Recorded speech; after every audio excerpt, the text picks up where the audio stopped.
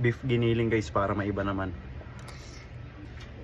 Ito yung tipong ingredients pa lang pero alam mo na kung ano nilulutuin natin. So tara. Galaga na tayo ng itlog yan na yan. May pumutok na nga. Fast forward na tayo sa paghihiwat. Din natin papakita yan. Guys, I think ito na lahat yun. Wala nang intro.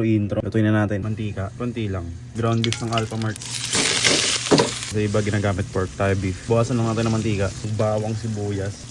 Gisayin na natin. Mamaya na to kasi nagtutubig tong dalawang to eh. Uy, Nor, wala pa rin ba? Sila Maggie, ito. Kinakamusta na ako. Lagyan na natin buo guys. Para lasang-lasa natin yung beef. Tomato paste. Tansyahan lang. Hindi ko alam ba't nagiwa pa ako ng kamatis. Pero okay lang, nandiyan na eh. Timpla na natin, patis. Carmencita black pepper. Tomato sauce guys, lagyan na natin. Carrots, potato na. Optional ketchup. Oyster sauce para may kulay. Tsaka, yan na, pampalasa pa rin. Tubig. Kuluin nyo lang ng 5 hours tapos okay na yan. Wow. Pwede na to. Siyempre. Okay na yan.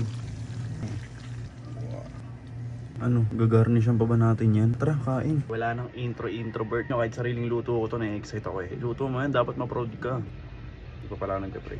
Beef giniling guys, para maiba naman.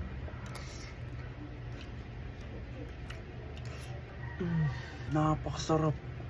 Marunong pala ako magluto nito, no? Kaya kong ubusin sa harap nito ngayon. Sarap niya. Parang kakaiba siya. Siguro dahil beef nga siya, sobrang malasa siya as in. Siguro dahil sa beef cube na ginamit natin. Tara, kain. Huwag puro pork. Try nyo rin tong beef minsan. Napakasarap.